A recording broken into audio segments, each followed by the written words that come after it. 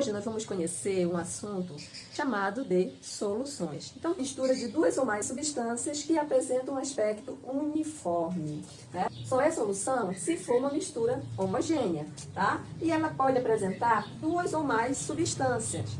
A água é considerada um solvente universal, né? Quando você pega a água, junta ela com qualquer outro soluto, você tem aqui o seu solvente, né, que é a substância que dissolve, e o seu soluto, a substância dissolvida. Geralmente, a substância dissolvida, ela apresenta em menor quantidade. Então, o soluto, aqui eu estou utilizando o Nescau, né, é uma substância dissolvida, ela está em menor quantidade.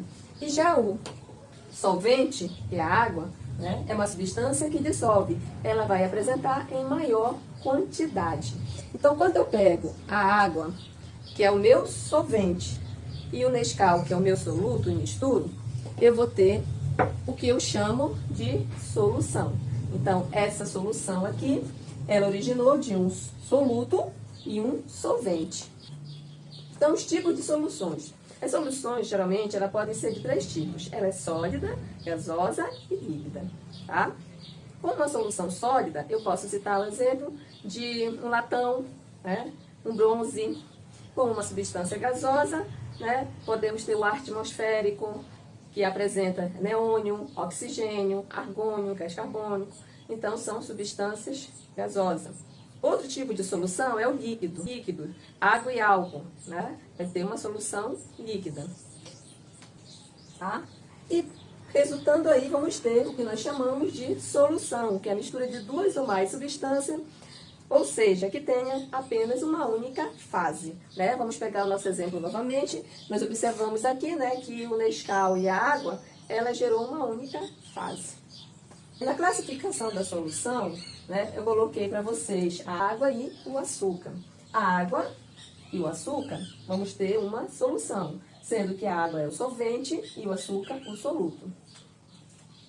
As soluções químicas podem ser soluções saturadas, é quando a solução está numa quantidade máxima de soluto, totalmente dissolvida pelo solvente, né? Se mais soluto for acrescentado, o excesso acumulado vai formar um corpo de fundo. Como exemplo que eu coloquei, a água com açúcar, né? Eu coloquei uma quantidade de água e coloquei 2 colheres de açúcar. Então, quanto mais soluto for acrescentado, mais vai criar um corpo de fundo. Outro tipo é a insaturada, né? Também são chamada de não saturada. Esse tipo de solução, ele contém uma quantidade menor de soluto. Geralmente você não vai observar um corpo de fundo lá. Por exemplo, você pode fazer em casa água com sal. Então você pode comparar água com sal com água com açúcar, que aqui você não vai enxergar corpo de fundo. Tá? Então, isso se chama solução insaturada. E o último, nós temos a solução supersaturada. É aquela em que a solução é instável, nas quais a quantidade do soluto se excede a capacidade da solubilidade do solvente.